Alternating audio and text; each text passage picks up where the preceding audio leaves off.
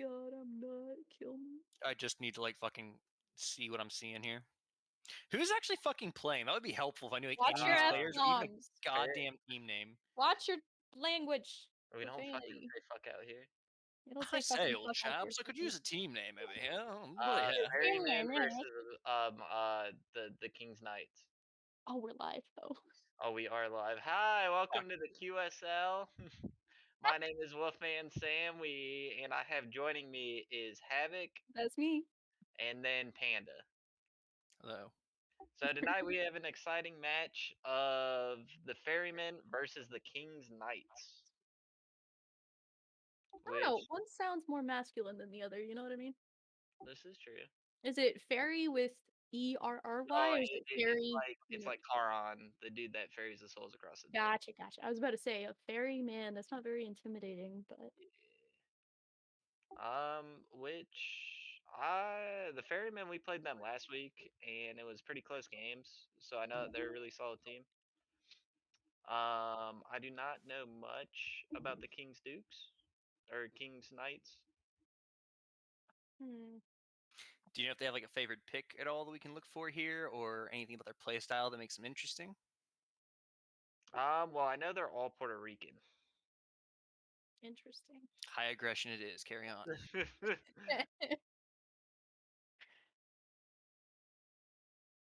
So we are just waiting right now to get into picks and bans, and once that gets started up, we'll have a super exciting game. Um, from what I've kind of seen from the VODs I've watched and having personal experience with the Ferrymen, I envision it'll be a pretty close game. But I think the Ferrymen will pull it out. I think the games will be close. They're not going to be like complete wipes, but I definitely think they'll be close. How are these guys looking on the rankings as far as like where they're at on their standings? So I believe the Kings do. I believe they both lost 1-2, lost one in their sets. Okay, so they're both going positive right now. It's just kind of get knocked back down to even, one to carry on with their streak, so to speak. Yes. Which the Ferrymen, I believe, just went through a roster change with their support last week, so they're still kind of feeling him out. And I feel once they get that synergy a little more down pat, they'll be a much more solid team. I was gonna ask, in terms of play style, which one do you think is more aggressive if they're gonna play for the early game or late game? How do you think that's gonna play out? So the Ferrymen were a fan of, at least in the games we played them, they played early picks. So like one game they had a Fenrir Wheelix, another game they had like a Milan support. So they definitely like to play for the early game, from what I saw. So I'm probably expecting them to go more of a pick comp style then when we see what their picks and bans are. Yes. And especially if they're trying to break in a new support on the Fairy side, they'll probably play with something a little more passive, get the game to late game, and then let things take over from there. Because with a new support, the last thing you want to do is try to gain lane pressure on and put a lot of pressure really onto your duo lane.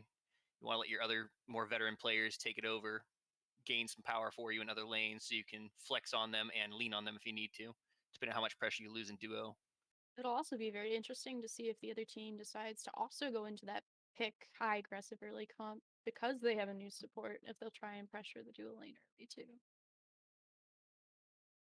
Which the real question is do you think we will see a Morgan tonight? Because she has been a hot commodity, first ban pretty much every game. I would like to see like a Morgan Athena pairing where you get a double Athena ult in there. I think I'd really like to see that. We're Morgan Le talking about Fay. Morgan Le Fay, not the Morgan Oh, here. well, there's two Morgans. Morgan You gotta being excuse the me for that. new hot commodity. I would like to actually see her be picked up here, even if characters are coming out as very good.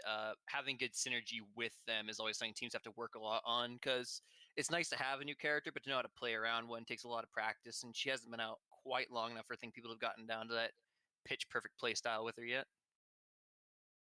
Yeah, I agree with you there. I just think it'll be interesting because she's definitely an artillery mage, but she also has some of the most self peel out of any immobile mage. I was gonna say, if they're gonna go for an early aggressive comp, I don't think they're gonna pick up a Morgan, at least on the Ferryman side. But it seems from what I've played a Morgan, she has really, really good lane sustain, and she can hold her own in the lane. So that'll be interesting to see if the other team picks her up.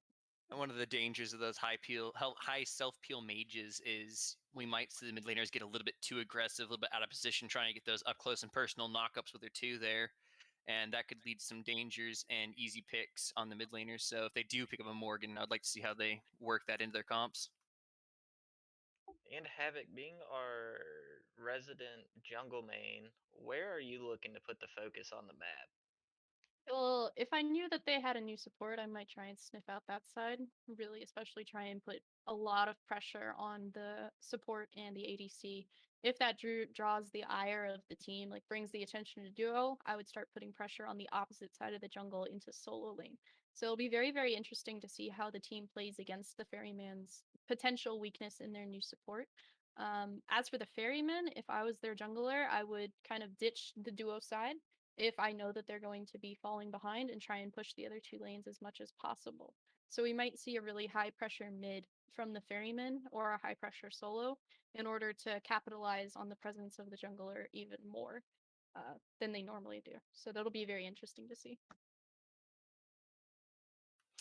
Looks like we're still waiting on the spectator queue to come through here. It's taking its very sweet time. Sam, while we're doing that, do you know who's on these rosters? I don't know these rosters at Yes, all, I to be will read perfectly them out honest. for you guys real quick. Let me get to the minors rosters page. Seems like we're going into the Uh, spectators right now. Yeah, yep, never and mind. we are I at found a 36 roster. rounds. Okay. We officially have a roster. We have a game, boys and girls. So, waiting for our first band to come out here, and I'm wondering if they're gonna do any targeted bands or it's Ooh, okay. Gilgamesh. So that's pretty standard. Yeah. Nothing new there. He's just not something you want to let through. The character brings just way too much to a team fight, and I mean, you just don't want to let him go roaming around causing problems. He brings like the Tiamat. best of multiple different warriors, right? Same with Tiamat. She just brings a Another lot of what other Tiamat. mages bring. Tiamat's more dangerous doubly so, can she can flex from mid or solo. I've even seen her played at support viably, so It's rare to see her be banned this early. I would think they'd save it to about third ban because you don't need to bring her off the table immediately. She's a danger, but she's not something I'd expect to see brought down first. Maybe the mid lane on the opposing team there's prefers Morgan. that. They're definitely favoring mid lane bans on this side though. And the other side looks to be taking out dive characters, Gilgamesh Set, both great backline divers. Could we establish which side is Ferryman and the other person, the other team? So the blue side is Ferryman, and then Okay. red side is the King's Knights. So it looks like Ferryman are branding out high aggressive physical comps here. Not really worrying about the mid lane. Which all of these are very standard bands. I personally don't understand the hype around Chiron. Okay. Oh, and the Soupy Yomi. first pick, I don't know about a Tsukiyomi this early. Picking up a Tsukiyomi this early is really, really dangerous, especially if he's going to the jungle, which I'm The assuming moon he will is, because purify this Tsukiyomi, with the land. nerfs they put in his 2, has a load of counters, which including Erlong. the jungler on the Ferryman side, I believe that is like his ultimate comfort pick, from what I've kind of heard. Not Even if bad he to is a put your comfort comfort pick, first move. yeah. I wouldn't first pick a comfort pick though. That's interesting. We'll see how it goes. I mean, he's not a bad character to pick up, and if you just want to like wait and see what the other team's got going on, Release he's a the decent crack. flex pick. He could go solo. He could go jungle, This is and also you can play him really differently too. He's got great versatility. He's a great backline diver and a great counter engager as well. So it's not horrible first pick to throw out there, but and he's deceptively elusive. And then we got the Let Scylla Scylla Hunter. through, lock in, and Ganesh. Scylla Ganesh. That's a Those very are strong mid support. those are good 2 counters to Tsukiyomi as well. yeah, good setup there for the Scylla as well. Just the slow from his I will field leave and that standing knockup. no barrier to Beautiful. our success. Comment on the Tsukiyomi pick again. If you're gonna pick Tsukiyomi this early, I would have banned out more of his hard counters like a Ganesh, because now Tsukiyomi just can't go in at all, roughly. So it'll be very interesting to see how they try and counter that anti-engage that the other team is Ooh, and gonna then pick up. the Soul lock in. Soul has been very strong this season, bringing a lot of burst damage and really good flex potential between the support, or not support, the ADC in the mid. Well, also very important to note right there is Soul does extremely well against Ganesha. This is She's got true. that 3 to just walk straight out of his ultimate. The immunity frames, if you ever need him in the middle of a team fight, especially with Silhouettes roaming around, great thing to have. And that could I'm going to go ahead and solidify the fact that Tsunami's Where are in the you jungle. going? And I actually like that. That's really good high pressure out of them because Soul's got the great poke for team fights, Kikolan the fantastic initiation, and that just lets Tsukuyomi play however he wants to in those team fights, diving the backline or holding more of a counter engage I scenario. also really like the Soul pick because they have a new support. It seems like they're trying to go for a self-sufficient ADC in Soul, which I can see very, May very the clearly. gods of I don't know Valkyrie if any surround ADC you! at the current meta can outbox a Soul by themselves early game. So it'll be very interesting to see how dueling goes early game. Even mid lane, Soul's one of the few mid laners that can out pressure a Scylla. Be very interesting. Scylla's first few levels, she doesn't have great clear, so getting the pressure in mid's not going to be horribly hard no matter what you put over there as long as you have a semi self-sufficient mage. The Souls, no, once again, the Soul under the Odin pick here looking fantastic. Just being able to walk straight out of that old ultimate for no cost to yourself whatsoever, being able to go away from Ganesha without a problem. Come out Good with the Scylla. Apollo game ban. Okay. So Hunbat's, Apollo, and Fafnir the next set of bans. I like the Hunbat's ban. That's a lot of team fight that they're eliminating from the other side. Which they had a hard time with our Hunbats last week, and I think that may be one of the things they just don't want to deal with again. And And the a Loki Loki. ban. I think ultimately, in picks and bans here, the decision is going to come to the opposite jungler pick to fight that Tsukiyomi. I really want to see like an Erlong. What do you guys think? I think if they go something, they honestly can do whatever they want because they already have Ganesha and Odin and Scylla. That's already a very strong team fight because not only do you have Cage you have to worry about, you have to deal with the pillars coming down, and then that Scylla can just kind of free cast her ult and crush in there. Release the Kraken! Let's also not forget here that Odin can be played as a jungler. They may have already picked their jungler pick up This here is to bait true. them in early Be on. very cool, yeah. I've seen it before, and also he does bring that early game pressure and the stun to stop Tsukiyomi from diving. So I mean, that wouldn't be a horrible jungle pickup into this comp. We have a Kratos ADC With me being you locked in all here, shall flourish and and an prosper. Uller from Ferrymen. So Kernanos, a very strong team fighting ADC, with his ultimate, and then Uller, one of the best duelers in the game. I think that they definitely have gone for a very high pressure comp over on left hand side here. Blue team's definitely got it locked down. I mean, Kikolan high pressure solo, high pressures out of Uller, out of Soul, out of Tsukiyomi. They really Glory seem like be they to want to mine take this early allies! game fight and kind of push it down the other team's Mm, throats. Scylla is definitely a late game mage. You gotta get some items on her, and then she'll pop off and just two shot people. Krynos, once again, not the strongest early games. This clear is a little bit weak early on. Definitely gonna be relying on that Ganesh to help him out. If I'm Ferryman, I'm looking for a high team fight support here. yeah, me too. It seems like they're Yeah. focusing really hard on the early game here. We're gonna meet a Yeah. time Me when we're gonna booty is the start best struggling in team booty. fights against red team. Well, not just the early game here, but also you have to remember, look at this entire draft right here. That's an excellent pick comp. I mean, what more Very could you true, possibly yeah. want? Those bees are going to get burned on cooldown between Uller axes, stuns, and Sobek Tsukiyomi plucks. But they as lack well. more AoE CC. All they have right now, really, for hard CC is kind of that knockup coming out of the Kokolian. And They're Take the definitely pleasure in the relying on Uller. crushing picks. of It's one's definitely a pick side enemies. comp. The other guys definitely have more of a team fight oriented thing here with Ganesh ult, Odin Cage, Kununos ult. Good synergy out of the red team, actually. So I think if this does go to later on, we should see them start to pull ahead in team fights simply for the massive amount of area control they are going to bring to the table. Not gonna lie, I'm pretty excited to see a Robin in jungle. They were really, really popular in like season 4 and season 5. So this is gonna be really, really fascinating if they can manage to pull it off. I find Robin is one of the best boxers in the game if you know how to use his abilities correctly. So that'll be really exciting. So just based off of picks and bans here, which team comp are you guys preferring? I think it's less about comp and more about timing. I mean, if blue team can if blue team does well early, they should run this game without too many problems. I But I agree. think if they fail the pick comp style, I definitely favor the red team as far as team fights go. But it's all about who gets off the ground faster. And if blue team executes their plan well and just gets these picks, gets the high pressure ganks online, focuses down the proper targets, they shouldn't be too much of a problem because they'll stop red team from getting to the point where they can lose. To build off of what Panda was saying, I'm kind of favoring blue team because you say they like really aggressive early comps. If they can make that aggression and they can keep it up continuously and hold the aggression from the early game, I think they'll be set to win this match. But if red team can hold out, and just sustain all of that aggression, pent it up, I think they'll be set up late game very much to team fight and take the game here. I kind of agree with that. I lean more towards red team just because I like team fight comps a lot better than I like pick comps, but that's just my personal style and opinion. Yeah, I This like the coming other from a thing. support main, I'm not surprised. Yeah, I like the other style of play, so I mean it's all about it. We have Which Dragon side's got joining the the call.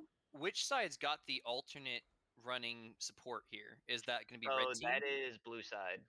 So blue Not side. alternate, but last week they got new support, and this will be his second week playing.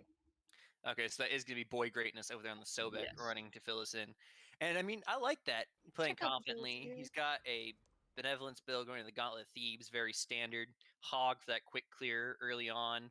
And we're looking over at the Ganesha side, no Hog. So already they're once again pushing for that early game thing. He's investing in that Hog early enough on. He wants to really get the fights going very It's Hog. quickly. It's Hog. Which Oh, they both Ganesha has went a Hog. I'm blind. I apologize. they both went Thunder as well, so they're definitely going to be looking to fight each other early. Like this I really think comes Soul down. Sobek wins that matchup, I believe. Oh, 100%. But if Ganesha hits two first, then he can get True. set up. So I think I it really don't. comes down to I this early think game. the early clear on the Soul is just going to outpressure them in that sense. I think going Sunder here on the Sobek was probably a poor choice. I think he could have invested in a better relic for the early game. Once again, I think they're thinking a little bit less about laning phase and they're thinking more about level 5 rotations to mid, level 7 rotations around. They're going to want that Sunder because they want to just pluck somebody, Sunder them, drop them as fast as possible. Looks like the style they're going to be going for here. I will say, they don't have a lot of kill potential on Ferryman's side until they hit level 5. This is true. Versus Red Team, who does have kill potential in Robin and Scylla. Scylla doesn't even need her ult to kill anyone at level 2, 3, or 4. So they have to play very, very carefully, even with their rotations. So honestly, I would have liked to see a more conservative relic coming out of Sobek here. Here You comes also be the careful early fight. too. Watch out for the poke coming out of the Uller in mid lane. Tons of poke on Soul coming out. Which I'm a Mid. big fan of the shell early because I tend to get a little big in my britches, so I like it to get out. Ganesh is completely poked out of lane here. Whoa, whoa, whoa. Both the Sobek and the Soul go to invade the Harpy camp on Duo's side. Mid lane is also pushed out. Scylla's sitting in there under tower, and Robin's going to their back camps on left side as well. And which that is a huge thing with the with these changes to the map is that neutral farm is so prevalent. You can go completely even, but if you're getting the totems and you're getting the neutral farm, you'll be 1,000 gold ahead in 2 minutes. It's also very important to note the Scylla is probably not going to get XP from either of the mid camps, which puts her way behind the Uller that is currently in mid. And if Seems there's like one he's place you don't want to be, you don't want to be behind on an Uller, especially when you're playing a mage. He's gonna On axe Scylla. combo off. He's gonna force your beads out Yeah. every time or force your life, and that's not something you want to see, especially when you have to deal with Sobek rotating over in a few minutes. Which I'm a bit. Sobek Oh, went no. He seems to be okay though. They don't got any follow up for him. Yeah, their abilities are down at the moment, so they don't have a whole lot to punish. And they're gonna take some return poke for that miss though, but he's just getting zoned in. Scylla and Robin under tower here. Don't do this as a jungler. If your mid lane is sitting under tower, just try and get as much passive farm as you can. Because right now, he's leeching away from the Scylla. Scylla actually goes to take his back camps while he debatably tries to invade on duo side. Very interesting move here. I think he's kind of hoping that Sobek will try and pluck in. He might be able to capitalize off of it. It's kind of, I think, the thought process. They're waiting for that Sobek pluck to come out. I think Sobek did put a ward the down. wall. Yeah, they've got the intel. Sobek's not going to get baited in right now. That is Ganesh knock up down. That's Ganesh Thunder down.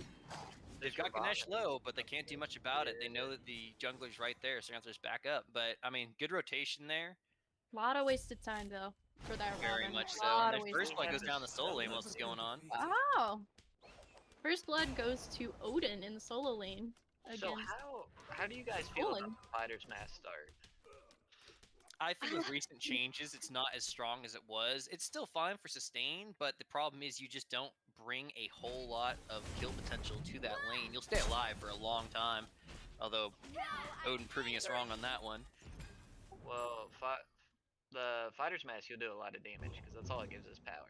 So essentially, Yeah, you're just sacrificing like getting a starter item to do a ton of damage, and it looks like that backfired on the Kakolian. I also think it was a very poor idea for him to pick up Blink first. It seems like he was very, very cocky in lane, wanted to get in there, wanted to fight. And that didn't work out in his favor. I've never known of fighting an Odin head on and it working out in your favor, especially if you're relying on just pot healing. And then, yeah, remember too that Odin went beads. He was obviously ready to Yeah. play that defensive style. He's got the great sustain coming out from the axe. He's looked like he was just trying to play it back. And I think Akolin, obviously looking at the death cam, got really close to that tier 1 tower. So I think you're 100% right. He has got way too big and thought he'd dive in when he couldn't. Can we get gold for a moment, please? Like to see some gold. Scylla goes to right lane mid. She does not manage. Ooh, Kakolin again getting ganked. And that's where we see the pressure in the jungle. Ooh, the return kill from the archers That was coming like the in. archers. Oh wow. That's unfortunate. Oh no, and it looks like we are getting low res diff right now. Let's just talk Is- about this. So we see a jungler once again going into solo side. Like I said, if you have too much pressure on duo side, if you're a jungler, drop it. They'll be able to sustain through the fight, but if you can rotate to other lanes like mid or solo, you'll push them ahead. As we Also, see with the Robin pick. Let's try to see the gold per gogs. I'd like to see actually how much farm this still has lost in mid lane, because she hasn't been seeming to get anything. I'm getting oracles on the ooh. There's probably a lot going towards just the individual mid laners themselves. And obviously Robin getting an awesome gank in there. Tsunami seems he's playing it back, waiting till he gets the stuff online, which is alright. But he's got to start helping put out pressure somewhere. And it looks like here he in mid might lane. fight Scylla. Looks like a little scuffle. Ooh, the Scylla might fall here. Oh, Scylla Scylla falls. down. Robin kills Tsukiyomi though. Our cameraman liking the suspense style of making us wish we knew what was going on in other Ooh. lanes. A lot of golds in hand for that Like we Scylla as have well. another fight going on here in the solo lane. Yeah, that shield, I just don't think he's getting the worth out of the fighter's mask. He just can't do enough damage to him to poke out the wave. No, and the Warrior's Axe really hurts him as well. That was a very good Ooh. pickup of Odin. So we'll see like a kind of even match here. They did get some really, really good picks. The counter kill on the Robin, of course, will help the Odin get farther in levels. But also the kill on the Scylla was really big for the core in mid here. I think you gotta give a lot of credit to blue team though. I mean, they're down a kill and they lost first blood, and yet still only well, they're actually Very ahead true. by about 50 gold right now. So I mean, obviously there's an excellent farm game going out from them, which is what you really want to see. No matter how far they get pushed behind, they are getting that neutral farm down. Oh, And that is here gonna help comes them in the the long Cage up. run. Odin needs to look. Cage is dropped. Robin hasn't shown up yet here. I don't think they know Robin's coming. They're He jumps initiating in? a lot. Oh, Yep. no. Tsukiyomi stuns the Odin. Odin And here deep. comes the Robin for the cleanup, and Colin just uses escape to dive in. Are they gonna chase? Come It's a real out of question there. to me. They have Scylla is still a rotating. Ganesha, so I'm pretty sure he can Peek do out, there. Ganesh out. Good slow. He's gonna use his 1-3 here. A patch is better than a hole. And unfortunately just not timing their abilities properly with each other. The crush does not hit the tsunami, so he's gonna be a-okay getting away from there. Robin is going for blue camp. I don't know about this call. Oh no. And Robin, a little bit overextended there, didn't realize he's been seen. Stayed around just a little bit too long. That was unfortunately just a really awkward fight that went. I don't think the way either team wanted it to go. Everyone just didn't seem to be able to clean up the way they wanted to. No significant lockdown on red team, which is very Great fight surprising. out of the Sobek. And There's they're 2 kills for See if blue the Scylla team, ult right? come through. She's looking for the Kakolin. We'll see if she can land it. Misses. And no, it goes wide. Now she puts Looks like herself in a she's really also awkward gonna get picked. position. Yeah, I don't see her getting away from this one right here. She got She a also little has bit greedy. Thunder on her. But she's But surviving. they for aren't very hitting long. anything. She's still alive. Uller misses the Long ward. enough for the Odin cage. That was an amazing cage coming out of that Odin. Scylla is going back She's in. missed the one. She misses the crush. It's unfortunate, but it's Oh there. my goodness. Uller misses this alive. one. This is a mess. Blue Somewhere team Robin is got all again of that made. overextended, making the same mistakes that red just did. Oh Gonna be no. punished for it. Unfortunately, just a lack of execution there too, turning a lot of unfortunately easy to secure kills down because I we're am amazed. not that using each Scylla- other's stuns whatsoever. I think I'm there's a big amazed problem that there. Scylla's That no alive. one's waiting for CC to land their abilities. I saw Scylla right there. She tried to freehand almost all of her abilities rather than wait for the setup out of her Odin or Ganesha. And that's not what you want to see out of your mid laner. You want to see them waiting for those confirmed target picks. Especially out of Scylla. You get so much value out of hitting your abilities. Like, that sounds kind of stupid, but yeah. No, it makes exact sense. Like, if you're throwing an ability out there, wait the extra 0.5 seconds for the Odin to hit his stun first, secure your 2, and you just basically turn that fight in an entirely different direction. But as it was, red team seemed to have cleaned up extremely well there, but it was not a clean team fight whatsoever from either team. No. They got to work on that going into these late game fights, because that can't be happening later on, or it will pay a huge dividend. I would also like to say Soul is getting the pressure here in lane. You see a little boxing match going on. Oh, terrible miss on the Kerninos ult there. I don't know about the Soul ult there. I think only 2 of her bursts hit as well. What do you guys think? I like the fact they're willing to fight each other though, because a lot of the time you just see ADCs stare at each other. Oh, that's what they're supposed to do. Which, they both traded about the same amount of HP, they both traded about the same amount of abilities, so they really don't lose anything or gain anything. Scorpion pull on blue team. Red team is focusing heavily on solo mid side. So Ferrymen are just able to freely get gold fury at this point if they try and pull it, I think. Ganesh is ganking. That's good. Kerninos beads down. Way too early to beads. There's a free pickup for them. They're going to be able to get tier 1 tower here. Red has no answer on solo side. They did get the Scorpion though, so Fire Giant is up. It'll be interesting to see if blue team here decides to switch out Gold Fury for Fire Giant, or if they will try and move to defend it. Which they are rotating heavily over to this left side. Oh, we might have a fight for gold here. Odin and Kuchulain are staying in lane. Good pick on the Robin, but no one to pick up. So that's one issue with Sobek, is when you go for Plex and stuff like that. The Sobek ult just got forced out here. A little bit awkward. I mean, you kind of want that around that gold fury. If I'm red team, I'm going to be trying to fucking force that fight now. They're all backing. That is a huge zoning ult that they just lost. Yeah, if I'm red team, I'm kind of looking to push the initiative and try to force a fight at one of these neutral objectives right now. The biggest issue for red team right now is the tier 1 tower in dual lane. If that goes down, the Soul will have so much opportunity to rotate to these mid fights, even to Gold Fury fights, more than Krynos. And Napoleon goes down again to the Odin. It'll be very interesting to see how the Krynos, how red team answers that Soul pressure coming in from dual lane if that tower falls. Achilles is strutting his stuff over in the solo lane, being 4-0. Oof. He's getting rotated on here. He's getting rotated on by the Tsukiyomi and the Sobek over in solo lane. Great counter engage coming out though. You'll see Ganesh is already there. Robin already rotated. Tsukiyomi all goes off on the Odin. They get the kill. Ganesh also comes in. They need to put the targeting on the stun. They're doing Robin comes in. They have to squish your target. Huge Good stun coming out. Huge stun. Good. Oh, that was a good Uller stun as well. Scylla coming up from the behind, trying to get into a gank here, pick up some kills. We'll see if she can land her step. She's been sighted by him, so now we got the Colin coming around the backside. She might be a little bit overextended. She Way force out her of escape and possibly her ult to get out of here. They're gonna let her go. All right. Nice. Left-hand side looks like Soul's hunting Cornunos through the jungle. His HP is at 1 shot. He's gonna go down here very soon. Oh wow, she gives. And a disengage there. That was interesting. I think Soul's gonna get tower here. Ferrymen are probably gonna try and push for Gold Fury, I think. So if we kind of look at the economy at both teams, Tsukiyomi has all the kills on blue side. And then Odin and Ravana kind of are sharing the burden in terms of that on the red side. So what are you looking to do as either team with kind of your leads? Because you know your leads are in jungle on both sides. Well, junglers are kind of going even.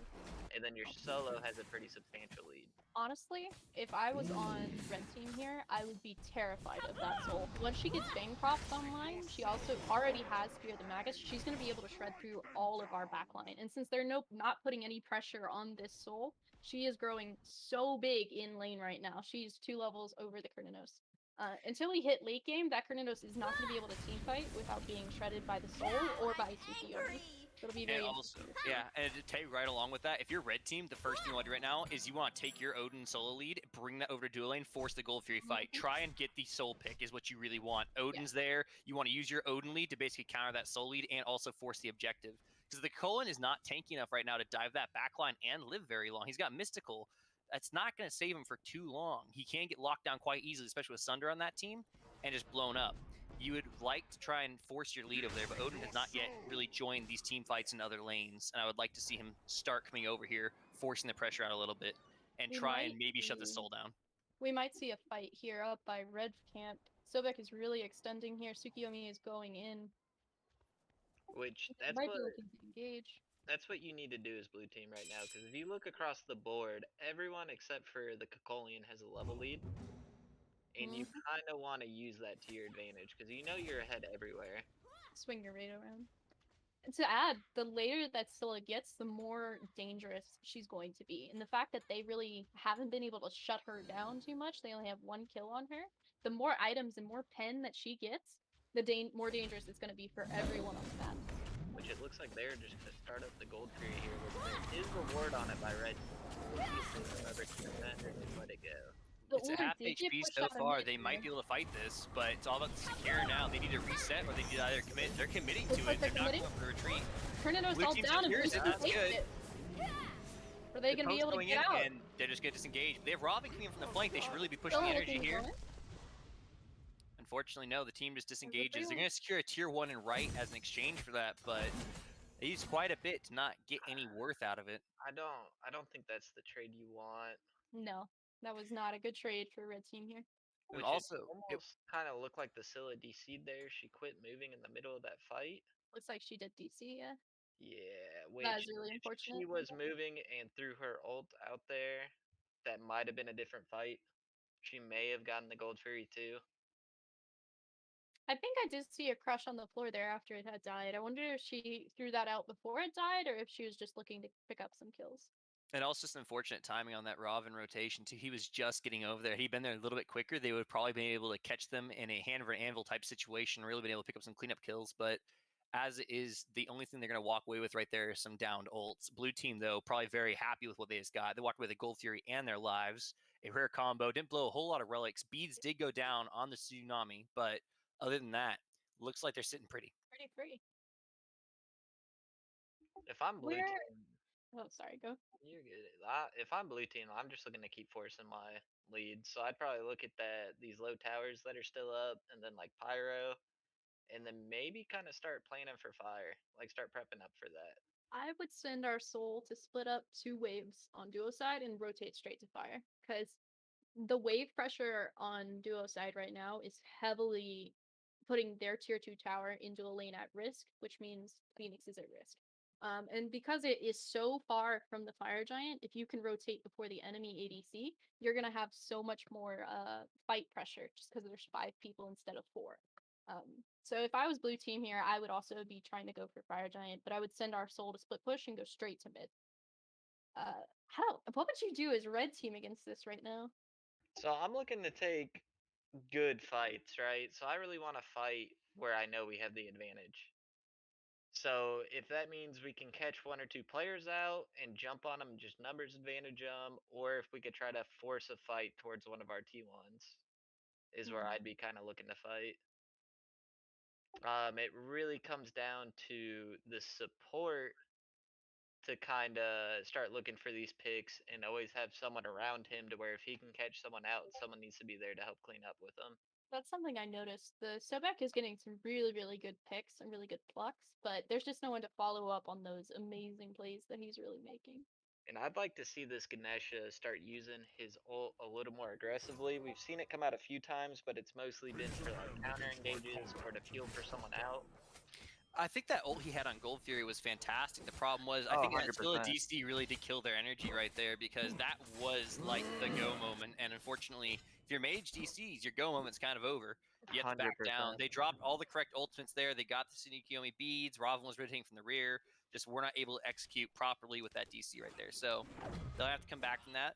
Not too much of an issue. They still have good pressure. It's mid game. Ullr's got his core almost online. He's got a lot of axes he can use. A lot of things going their way, but they have to try and just protect Scylla and really play around her a little bit more because Cornelius is not your moneymaker right now. He's got to sit in the back and he's just got to melt people bit by bit and really make sure Scylla is able to do what she needs to do in free cast. I'm really hoping we see this soul rotate and bring that power curve with her because she didn't get Bancroft, she got Typhons. So she has so much pin online right now. If we see her rotate to mid like she is right now, we might see a really, really good fight. And as soon as it looks like she's doing a dancing Ring of around in Hecate mid, right there yeah. too. And that Ring of Hecate is going to turn fights hugely in her favor when it comes to boxing down these squishies. That power debuff, losing 15% of your power is just going to kill any carry trying to do huge ultimates in this game, especially this early on. Kernanos 2 is also trying to rotate to this mid. What would you call this? A kerfuffle? A tango? Staring contest? A staring contest? It looks Not sure like what they're doing Blue's in trying mid to here. get a little bit of pressure, looking for Oh, maybe we a got a pick great fire. pluck on Ganesh here. He might get picked out. Yep, looks like a pick on Ganesh. Ganesh But pulls that's a his great out. ult. Out That though. is a Odin great coming in with a ult. fantastic Robin on the cage. back, Scylla's too. up. Scylla, good shutdown the tsunami. Scylla ult is also out. Soul is in her immunity. Scylla is chasing him down. She What manages a to get great Beautiful crush. double kill from the Beautiful Oh Scylla. my Bring it up. goodness, that root. Kakolan now also in danger. They're going to follow this one all the way down. You can see Kakolan fall here. Jumps on the Sobek tower. probably the next target. They're probably going to take him, take the tower, and maybe a pyro off of this. I That would is say definitely a fire.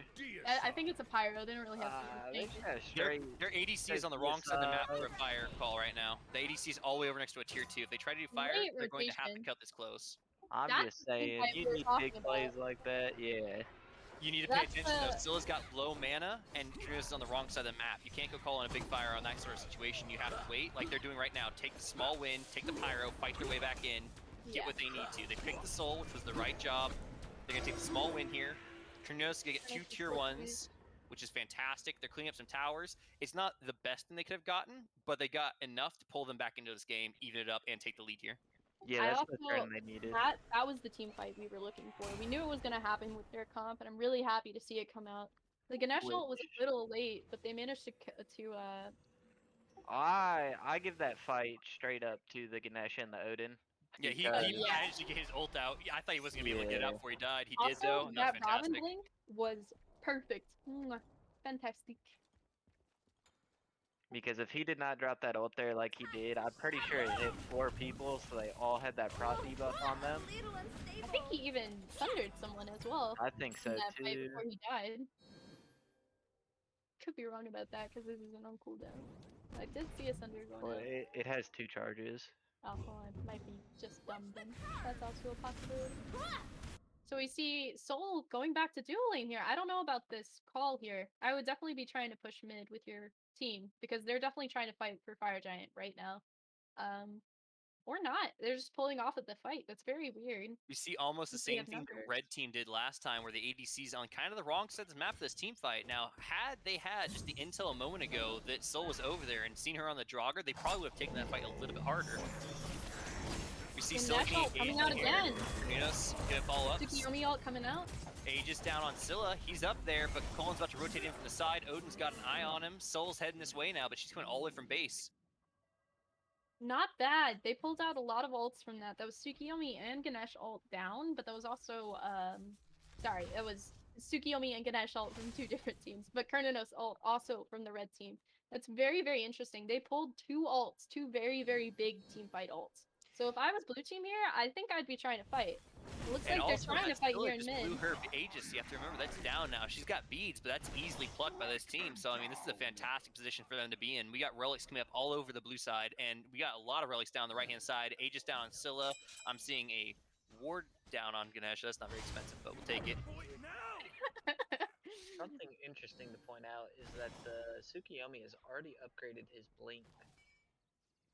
That's very interesting. He's been using it very, very aggressively. So I think it will work out for him in his favor, to be honest. That mitigation is huge, 10% right as you go usually into the middle of a team.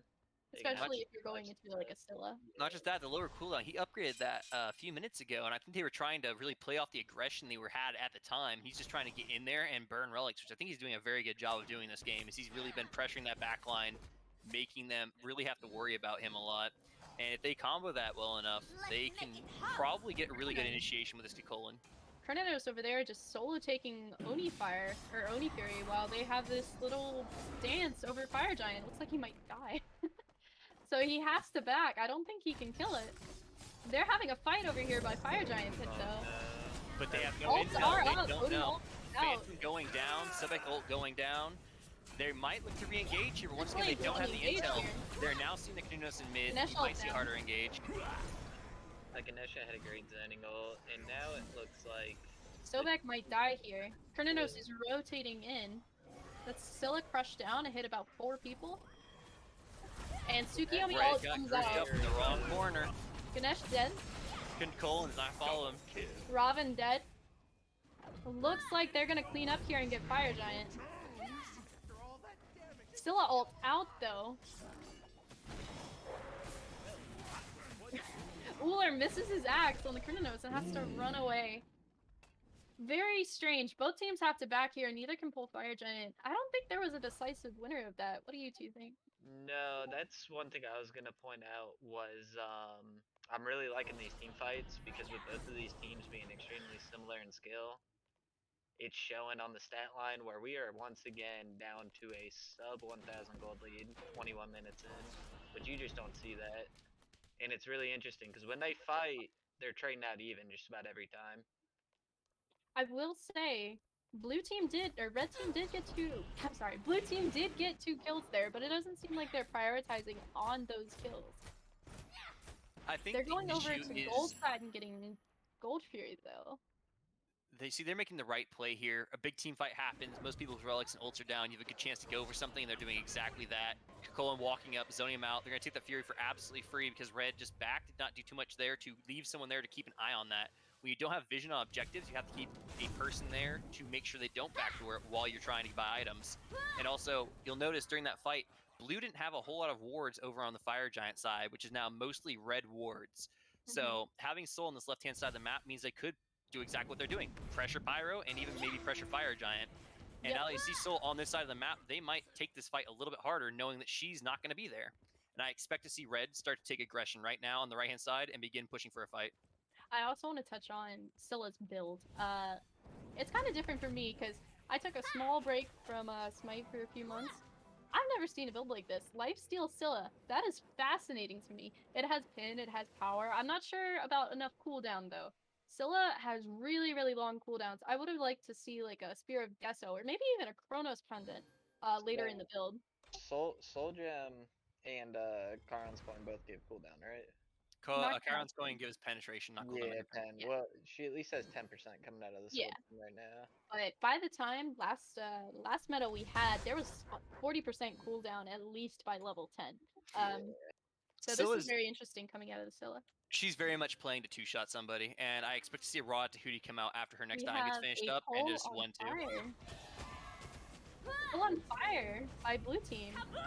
The soul is here. She's going to be able to shred through the fire giant, but that's not the problem. Are they going to be able to secure Cornunos it is not in this anything? fight either, so they take the fight right no. now.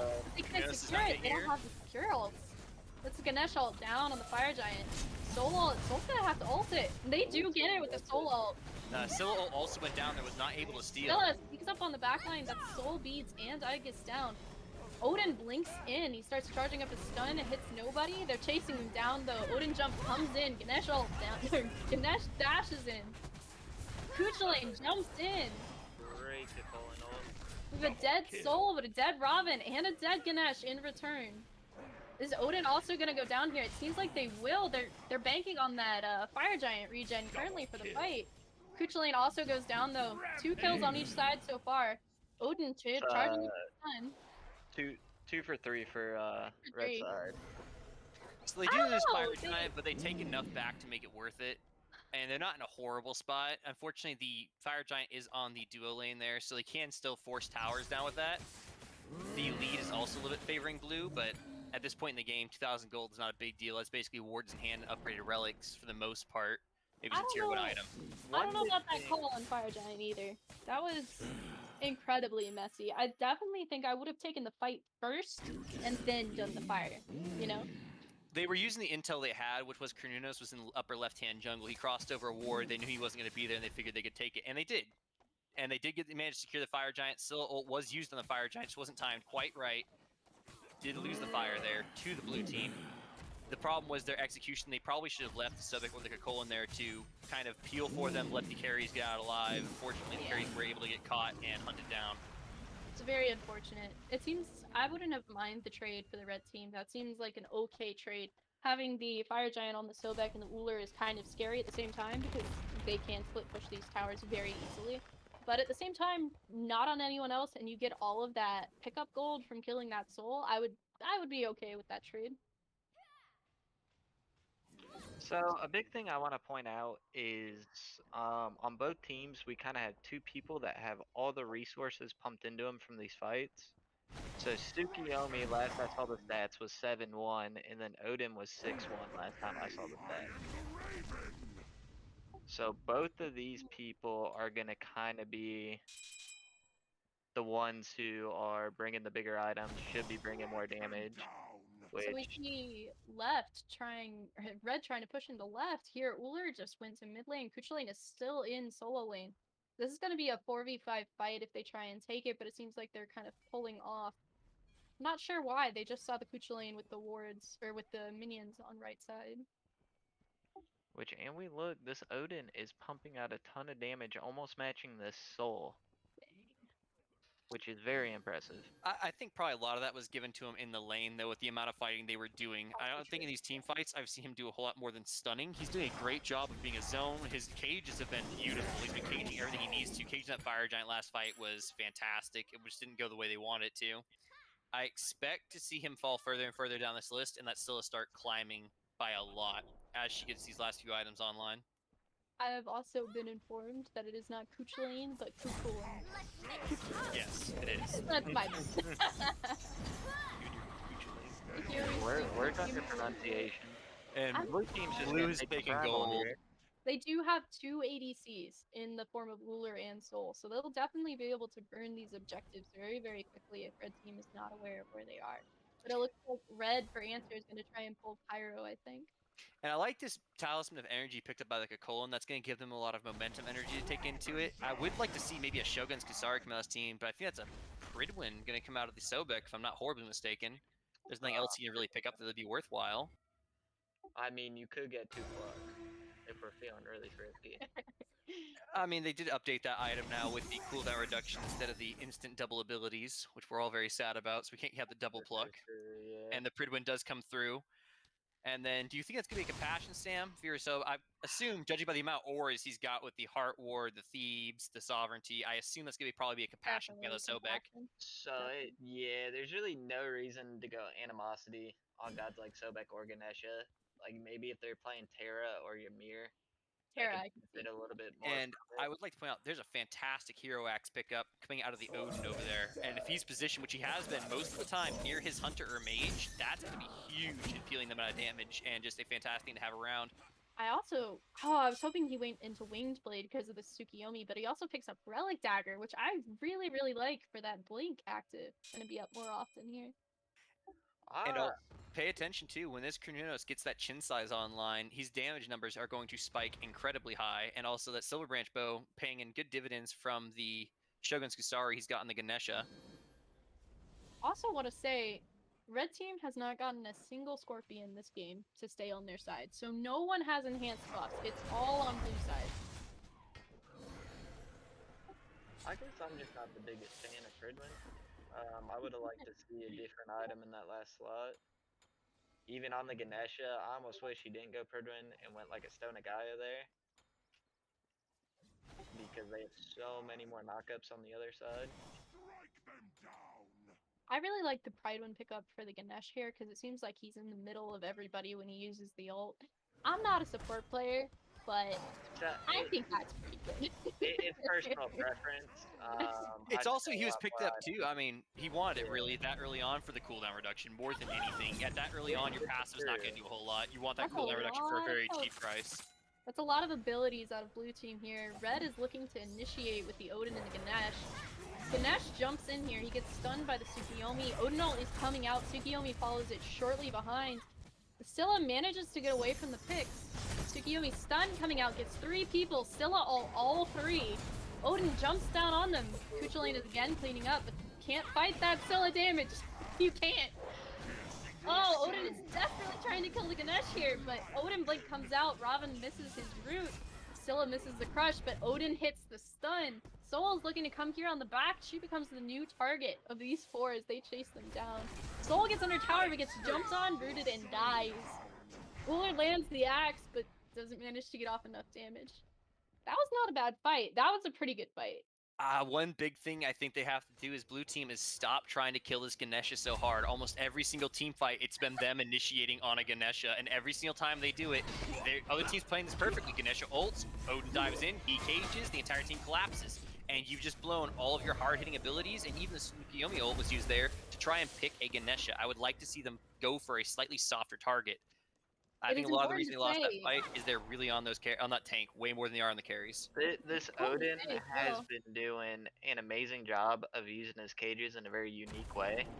Instead of catching a bunch of people in them, he's actually using it to close down paths. Because if you look, he locked out 2 of the carries on the blue side there, where they had to break through the cage, and by the time they did that, the people on the other side of the cage had already taken so much damage, it was hard for them to turn that fight. Oh no, I firmly agree, and even more importantly, I think he caught the Tsukiyomi in there, which made Tsukiyomi want to ult, and which was immediately what he did, and used his ult to put him in a very bad position where the Syl was just able to blow him up, which also, is beautiful Scylla ult, hitting 3 people at once. It's beautiful. It's important to note that that was EFG, and after that fight, they couldn't do anything with that league. Also, Ganesh almost died to a back camp. It was, it was very funny. He was in the shop, leave him alone. It's very funny. Sometimes we just back and go to the store, alright? Yeah, We don't care how we get back to base, we just want to go back. We're gonna initiate into another fire dance, but this time without Soul. She's over in Duo's side. It's gonna be interesting if Red Team even realizes she's over there, and if they'll leap on the opportunity to kill these people. She's walking over minions up to right minions. now. Yep, They're looking to engage on the back. I would not be engaging on this with a 4v5. Sobek with a beautiful pluck onto Odin, but is it gonna be enough? Kuchelane's behind everybody. Kolin's on the wrong side, but he's got a lot of movement speed. He's got that bubble online. He's gonna be just fine. If he leads him on a merry dance, Soul's gonna take the Phoenix, so they have to send somebody back. Looks like Robin's gonna be joining that, going to deal with that problem. Or no, he's not. They've decided to stay. She's gonna take that Phoenix. They're backing too late. That Phoenix is gone no matter which way this goes. They may as well take the fight. That Phoenix is gone. Take the fight. Take the fight. Here we see them engaging in the jungle here. Ganesh manages to pick up Sobek, but is it going to be enough damage to be able to kill What a great Spider? Tsukiyomi ult is down. He's also dead though. Odin jumps on him. We have 2 survivors, but I don't think they can pick out Fire Giant from that. I think yes, they most certainly can. They've got it. They have the Scylla secure. There's no one that can contest it for secure except for maybe a Soul ultimate. Scylla does not have ult. Scylla does not have ult. No, Still, she has secure. Her too. Her crush, yes. Yeah. Crush hits for a lot. It is good secure. This is EFG though. They're gonna have to be very, very careful about securing it. It has more health, more defense. Hacks harder. I don't know how that helps with secure, but it is more difficult to fight. And Soul does have as good secure, if not better. But they do manage to pick up the EFG. It's interesting if they'll be able to clean up the carries here though. Uller sensibly moves out before it's even dead. Soul gets clipped by Ganesh ult. She's slowed, stunned, the Aegises, and Kernino's perfectly timed Ganesh ult right there to hit her with a slow after her slow immunity is down. Beautifully done. And I think they're probably going to burn down mid lane or left is where I'd expect to see them. I would hope that they're going to get the towers first. If you didn't know, the Titan's health and defense scales off of how many objectives you have down. So if they manage to pick up all the towers here, and maybe the Phoenix on left side of the map, they'll be able to counteract those fire waves currently going into their Titan room. I think they'll be in a very, very good position. But if they just try and get this right, Phoenix, they're going to get a lot of damage on their Titan down. I don't like this call. I definitely would have gone left lane to get those fire minions out. They're going for middle Phoenix. They are splitting their team up here. Their carry is by himself in mid, and he's not there in right to do the tower damage. They're going to Tsukiyomi all down on Scylla. What's going on in right here? Tsukiyomi dashed in, but it seems like he's going to get killed immediately. They should be able to take right Phoenix. Opening this fountain up a little bit. This is starting to look very bad for blue team as a Phoenix begins to drop. Mid lane has minions in it, and they do have an enhanced fire giant. They could just do an entire sweep. Fire minions be damned. They can just go straight for the Titan. Fire minions on Titan though. Titan's getting down to half health. They're gonna have to do this quickly and clean up. And it looks like they're instead gonna take the back out here. Try an early back. Delaying them. Blue team doing a good job delaying them, trying to get as many fire minions on that Titan as possible. But where we see that damage coming out from the Scylla, but still, fire minions are pouring into their Titan room. They're taking a beating from these minions. If someone doesn't back soon, they might lose to minions. Blue I team did an hate excellent job stopping them from backing, making them use everything they've got to stop them. this is a battle of attrition between the Titan and the minions. They're still not backing. Base No one race. is Second backing wave on has red joined team. Base in. race. They are Base doing race a has base begun a race little with bit late. minions here. Uller Can might they feel do its it? latest Look long at enough. the damage on the Titan. It's Oh, still God. going. The They base take it though. race. Well done. Base race! Base race with minions, but red team does manage to pull it out. Wow. Over That's to not how our, I I expected that think to go. right there when they first took those first two Phoenixes and got a pick, they should have poured to the Titan room and got it done. The fact they kept trying to back up as a one-man group to defend, all you Was need to do very, is send back one person to peel for that Titan. An unfortunate way to lose a game, but a great that was- comeback. oh.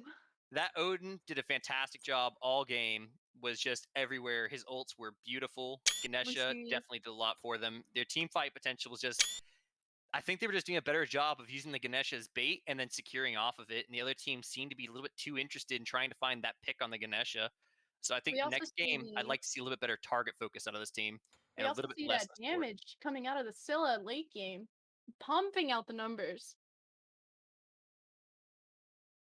Where's the Odin? Ooh, Odin almost bordering on the Kernanos' damage as well. But you know, the most important stat is wards, so I'll have to give it to the Tsukiyomi. VIP of the game. What do you expect to see in next game, Sam? What was the question? I'm sorry. What do you expect to see out of the next game?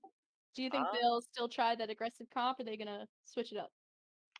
So I think they do well with the pick comp, but just like when we played them, they seemed a little discoordinated once it came to the later team fights, Yeah. like more in the late game.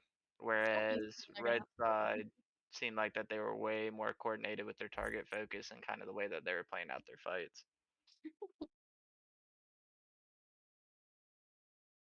Definitely gonna have to work on that in the future, but it was a very good play by play. They had really good chemistry between the two teams. I feel like there's a lot of growth to be had on both teams, but it was very fun to see them go head to head. Can't wait for the second game here. And that game was incredibly close. The like 21 minutes in, and they were below 1,000 gold lead on each other. And those are always really fun games to watch where no one is really ahead and all their fights they were trading out pretty much even.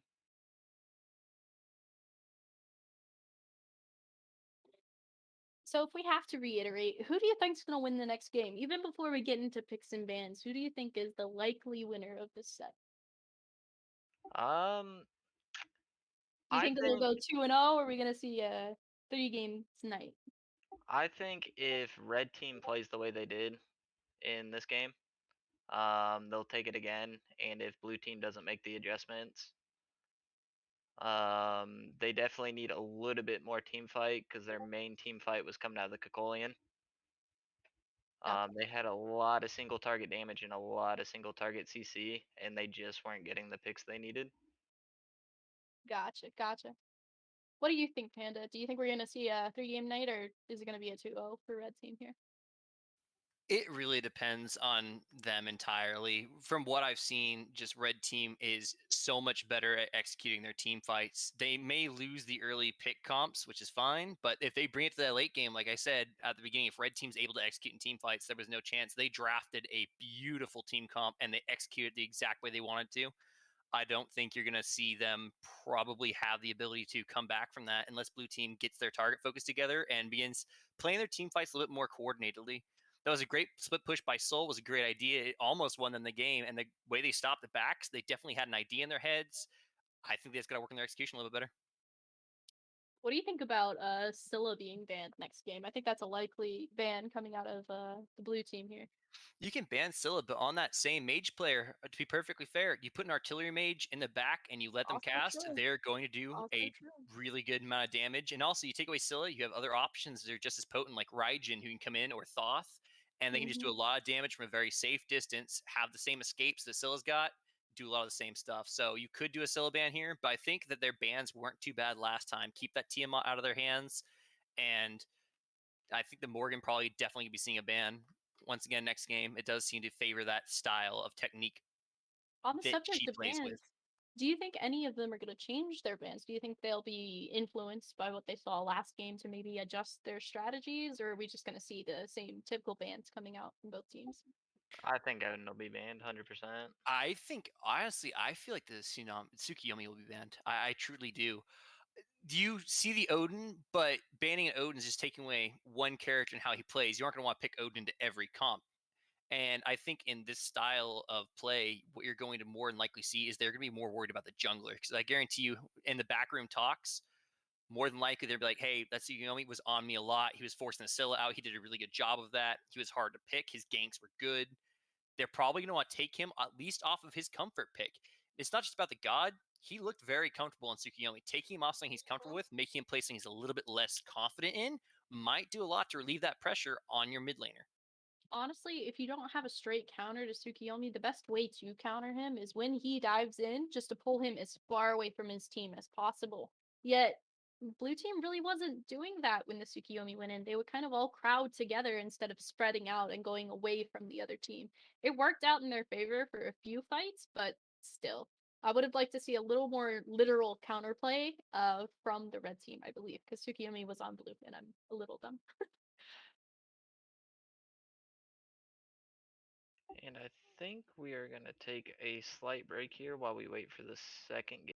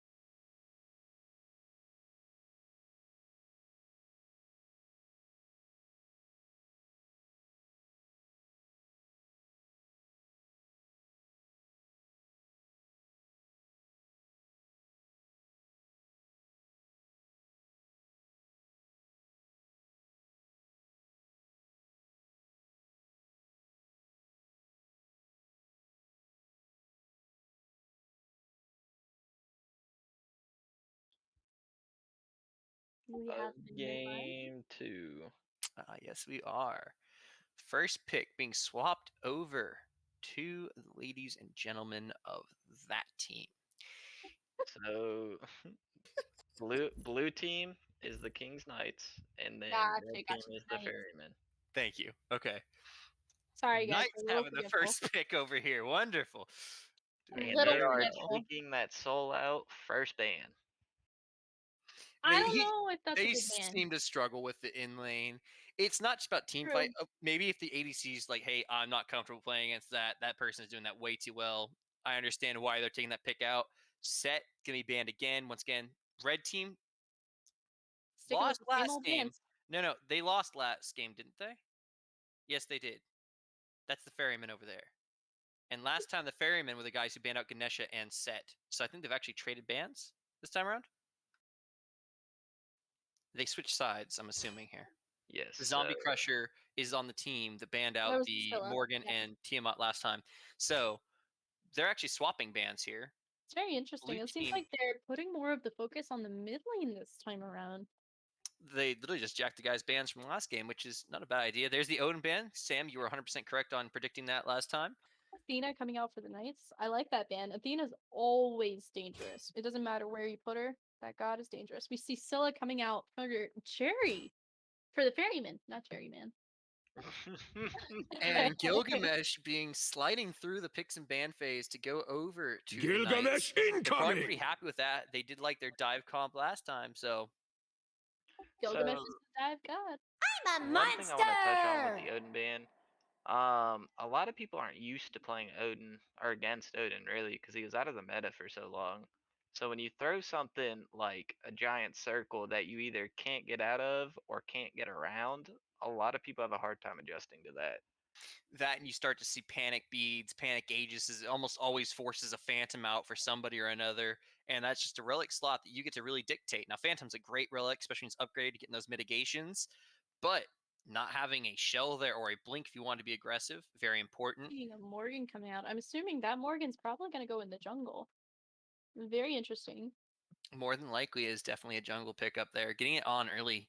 And if I remember last game, they picked up their Tsukiyomi first pick, so very much prioritizing their jungle picks bans Your on this team. time has I come. think they picked up the Scylla just to deny it to Zombie Crusher here, though, and that's very, very interesting coming out for the Ferryman.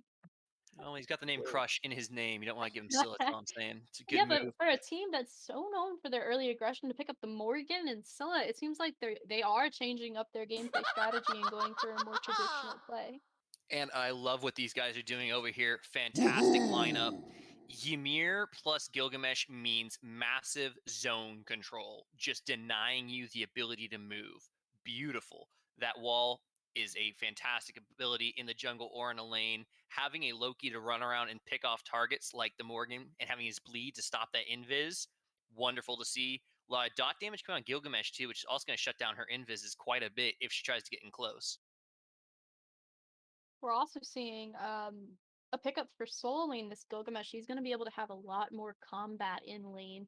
Odin is not necessarily known as a combat god. You kind of just take the hits over and over again and try and get there in there and bully people to use relics, but he's not really known as a brawler. But now that we've given the Odin who went 7-1 last game, give him Gilgamesh, he's going to be dueling in lane. He's going to be looking Face for the blood. bitter winds Early of blood here in this game. Niflheim! Heimdallr, one of those beautiful pickups you don't see all that often. His ultimate is very effective against his team because if Gilgamesh tries to dive that backline, just get him out of the fight for a few seconds. Either forces the Gilgamesh to pick up a beads relic, or you have a couple of seconds to back up, re-engage, reset your backline, and you're good to go. And that's a fantastic ultimate. It's also a good escape if you just need to dash out of there. So I'm really happy with that pickup on this team.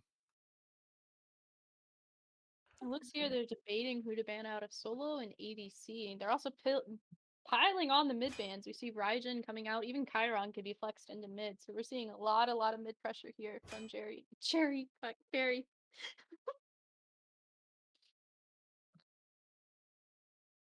So one thing I'm kind of interested to see with this is what the Ferrymen decide to pick up for their front line. The Raijin ban coming out, they don't want to allow the other artillery opposite of Scylla to do the job there. And also, I'm kind of interested to see we might get a double Scylla ultimate at some point in this game. I'm not hugely anticipating it, but I'd love Honestly, to see it. I'm hoping we see a Cthulhu and have double Cthulhus. That would be very, very interesting, and I'd be very, very interesting to see how the knights try and counter that double engage. One thing you have to be careful when picking Cthulhu is they do have the Ymir, and that wall you can't walk through it. So that's a great way to stop him from chasing you down, especially if you're walking out of a jungle area like the mid camp area. You can just toss up that wall and deny the Cthulhu the ability to move after you, and therefore ult you. So you gotta be very careful of picking those sorts of things into a wall Double comp. Now double is the Nike ult time. too. Nike is really, really good at running down ADCs. And two of them is a mess, especially if you don't have something to shred that Nike. If you don't have a Sunder, more than one Sunder, well, I guess we have two now. But if you don't have something to counter a Nike, you're going to be in a lot of trouble here.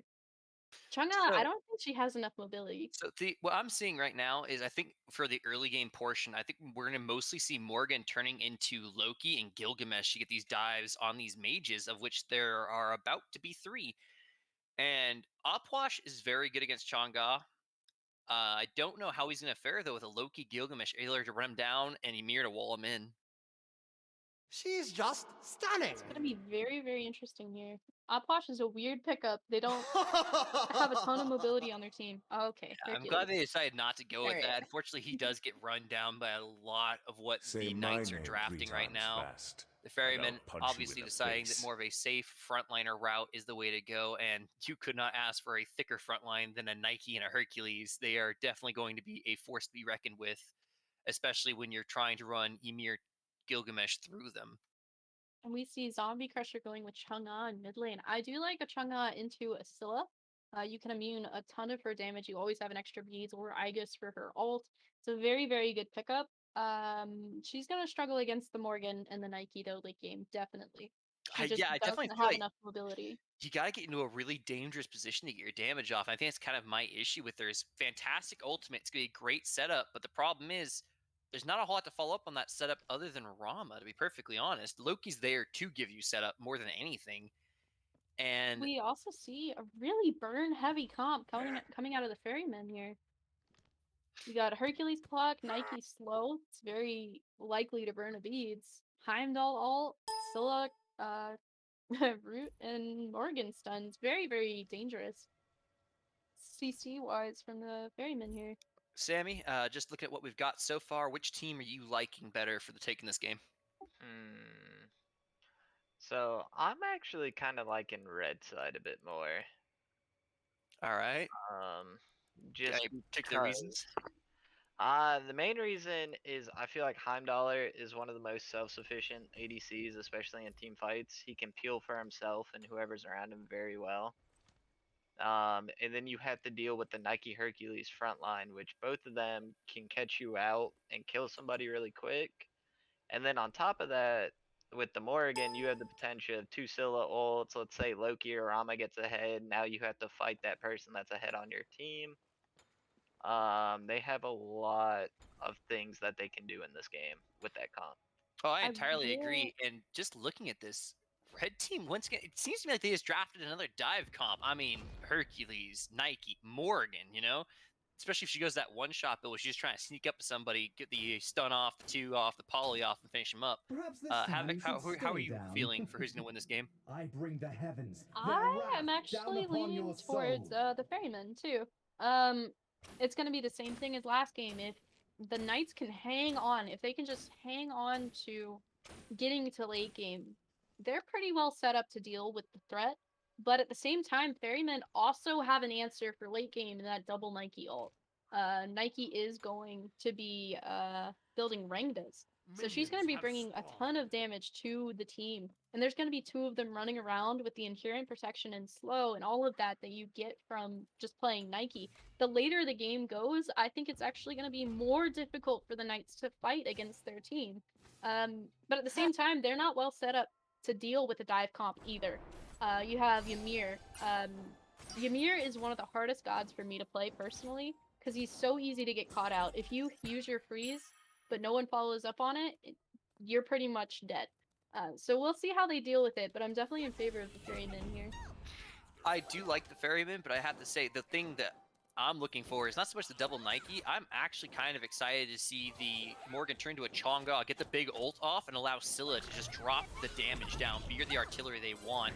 And in the mid lane already, we have a big fight starting. Oh, no. Scylla getting very low. Oh, the autos are going to find her. The autos are not going to find her, getting away with just a hair of life right there.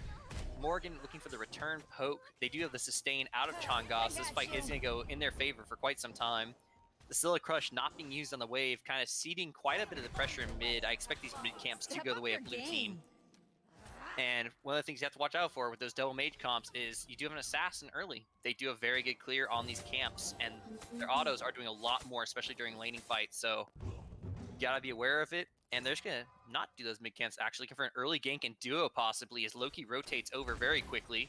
Scylla, Chang'e might get caught out here though, with the Morgan in mid and the Loki rotating. Loki blinked Fight out on level duo side definitely though. in. He's done. Manages And the to first get it. one Ymir going to Priest Rama. goes He's out. done.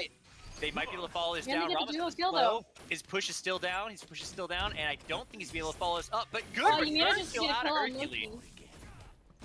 Beautiful Chang'e done. seems to be getting a kill in mid on the Morgan Oh, as wow. well. This ain't good. This ain't good So at once all. again, right off the bat, big early game fights, but not happening in solo like it did last time. Fights in two separate lanes. So great job of the Chang'e taking the 2-on-1. Hercules with the return kill.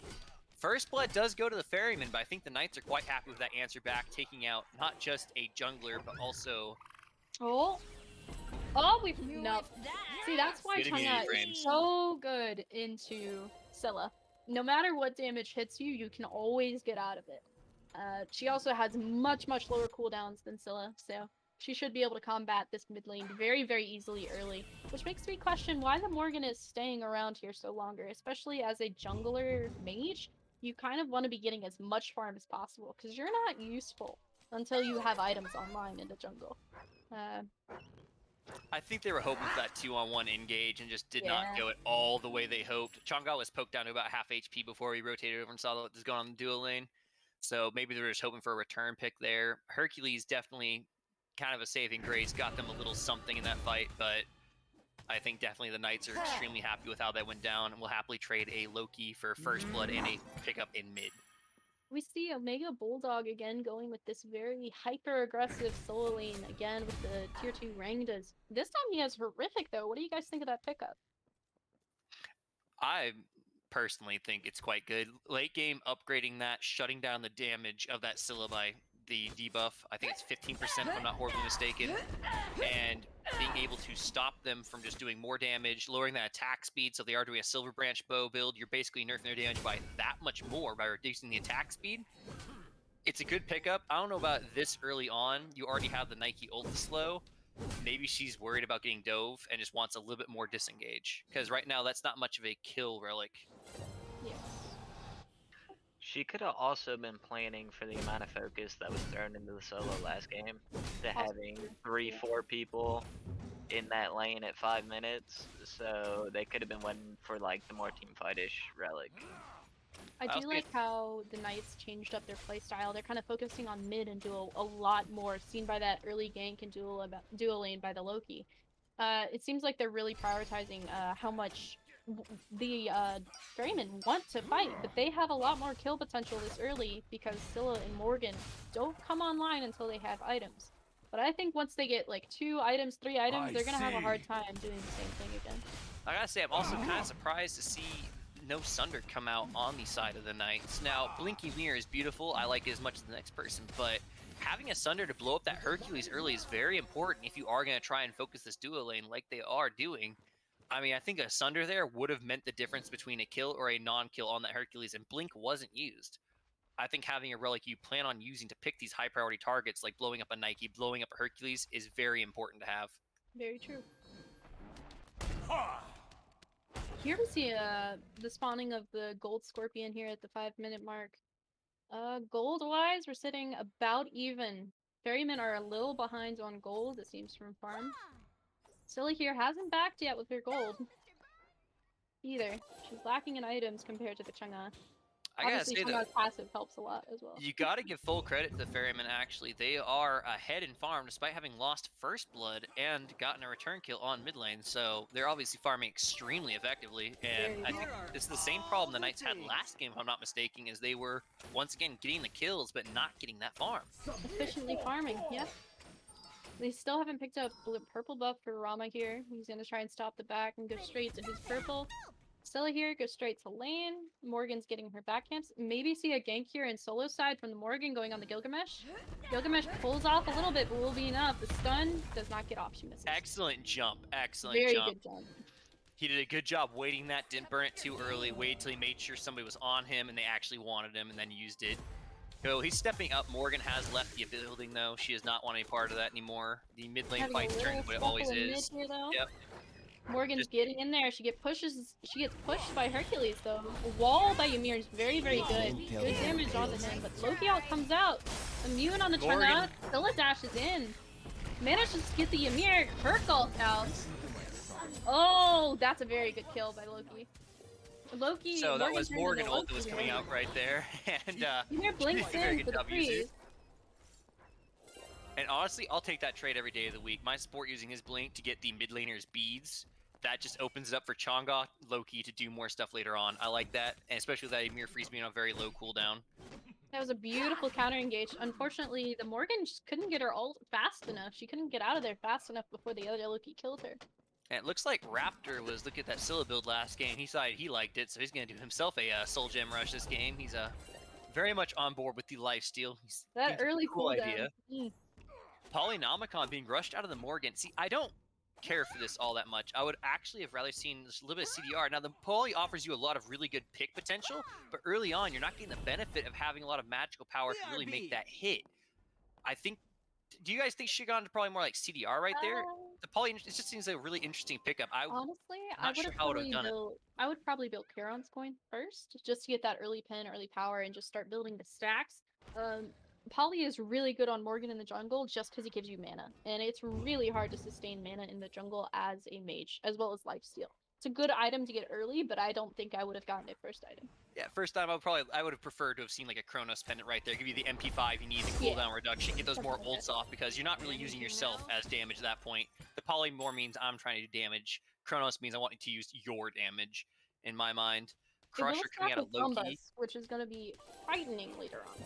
Yeah, and Crusher coming out of the Loki with the Mannequin Scepter, very much Morgan's Invis just never going to be allowed to go off. He's going to constantly be shutting that down, which is exactly what I want to see. Mystical Mail, once again, brought up very early on the Gilgamesh, and that's the exact same thing he built last game on the Odin. So, once again, there's another way to shut down that Invis out of the Morgan, and what you kind of want to see. And as soon as this Oboe is done on Rama, just another reason to stop her from actually being able to utilize that ability.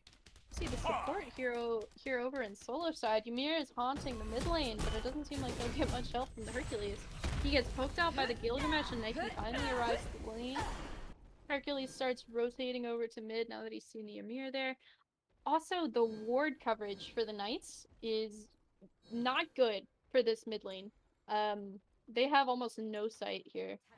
They have some, but not very good amounts.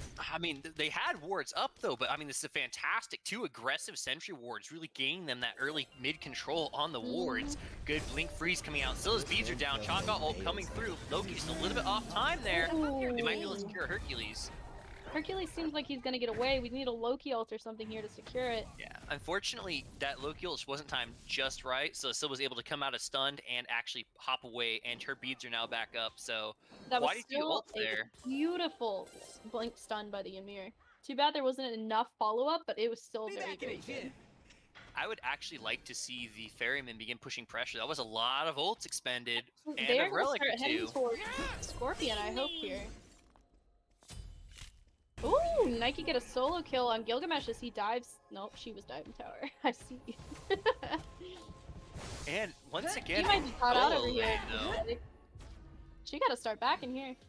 Omega Bulldog getting a little bit of payback for those solo kills he lost last game. Very excited to trade back into his favor this time around. I will be honest, if Gilgamesh didn't want to go like completely aggro the start of this game, I would have seen like a different god, maybe like Sun Wukong. which has late game high damage, but early game kind of very defensive and very hard to kill, versus this Nike, because it seems like he's just doing the same build he already did last game, but he was on a much better god to do that with Odin, who can escape and just deny all this damage. But I think Gilgamesh doesn't seem also like he can do that. one of the bigger problems you have to remember, Gilgamesh was first picked. He was taken out as a priority. He did not know he was going to be up against. That's one of the benefits of counter picking is they were able to see, Sure. okay, he's got Gilgamesh. We can do something about this. Yes. The downside of picking your soul laner that early is you do leave him open to those counter picks. I agree. Unfortunately, Ganesh was already sealed in blood by the time they got to think about whether or not they actually wanted to have it at that moment. We see Chang'e getting Fancy beat at the dance club going here. on. She's just avoiding all the abilities. Good too, coming out, avoiding the Oh, blow. Loki coming back on Beautiful, the beautiful. Scylla here. Tick And damage she's by gonna the go down to Loki. Ult. Nope. Bees are coming out. That was Scylla ult down. You hear the Chang'e is getting beat up by the Gilgamesh, or the Morgan, sorry. So that was Loki ult down, as well as Morgan ult down and Scylla ult down. And Chang'e as well. And Chang'e. Nike ult comes out here to fight the Gilgamesh. She doesn't have enough health to take this fight though. She's gonna have to back off a little bit. Seems like dual lane side here is a lot more stalemated than last game it was. Not really too much push on the towers. It seems like both hunters are getting the same amount of farm. Rama is a little higher in gold and level, but it seems pretty much a stalemate. Rama's on unfortunately either got that assist from that first blood there, helping him out. I'm pushing him a little bit ahead. And also, unlike last game, they are both on evenly pressured gods. There's no soul to really hunt them down early game now. We see 3 people over here in solo. Kind of breaking off the fight and backing up for items. So, Go ahead. I was about to ask you guys actually what you thought of this Chang'e build. I was just taking a look at it there, and I wanted to see what you guys thought about it. Well, it's what she needs to do because she has 30% CDR right now, so that allows her to just spam her abilities. I do like that on Chang'e.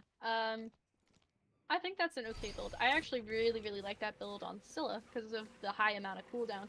I think she needs... What does she need here? What do you think she needs, Panda? If I am looking at the Scylla or the Chang'e, The Chang'e. ooh, an excellent rollout by Rama, gonna save his life temporarily. Hercules really? here I though, think he's he's dead not here. gonna be able to get away with it. Oh! In that kind of moment right there, I'd actually like to see my support back off just a little bit and try to get that gold onto my jungler, give that Morgan that much more of a lead because she's very deadly with the lead. Achilles actually taking up the counter kill. Taking the return kill in the soul lane. There's a heck of a fight going on in soul lane. These guys have both sold each other once now, and they are not letting up the pressure. As far as the Chang'e build goes, I like it. The only issue I have is she's got the CDR. I would have liked to have seen maybe a little bit of a hybrid item second there, just to give her a little bit of survivability. Like a I don't know about the Lotus Crown. Carrions. Yeah, I don't know about the Carrions coin that early on. If you're getting the kills, that's fantastic, but you're not very tanky. And as you only peel is really going to be the dive of Ymir and Gilgamesh, I just typically would like to see something a little bit more defensive, try and keep you alive a little bit longer, especially with a Morgan trying to pick you on the enemy team. That is the Morgan's ult down. She turned into Loki here, but I don't think she's going to be able to use her ult. She ults back under tower. That is Morgan ult down for a good 2 minutes, maybe 1.5, because she used the ult, but we'll see. 1.5, yeah. I do like the Chang'e build. I think I definitely would build a hybrid item. But just because how much damage and how much fighting is going on in the mid lane here, mostly between the supports, I don't mind it too much, especially since the other jungler is magical. You don't get as much value from Lotus Crown as you would otherwise. So I had a question. When do you guys think we're going to start seeing some anti-heal come out on one of these teams? We got Hercules Nike on one with a Morgan who can turn to whoever she wants, and you got Chang'e on the other. And I'm surprised, like, no Divine Ruins seem to have been started. I'm not seeing a Pestilence or a Contagion being built.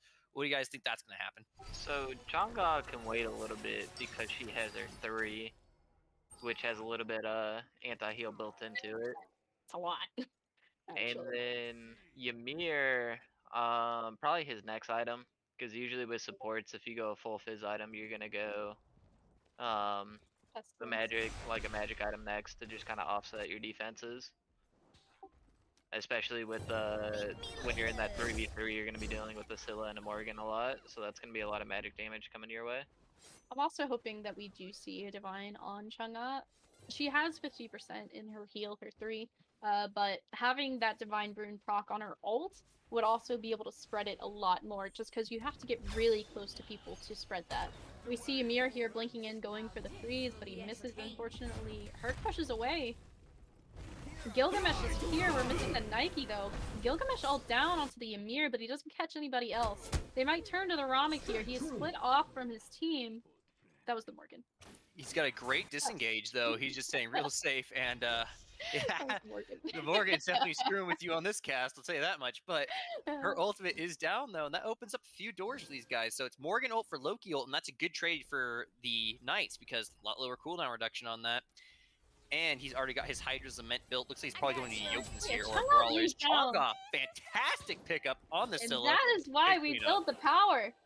Chang'e does an obscene amount of damage early game if you can manage to hit your abilities. We see I Morgan honestly coming in realized here she for had stun, the Blink, honestly. That was beautiful. but he pulled the Ymir. I don't think we're going to be able to see them counter or to be able to capitalize on that pluck and stun.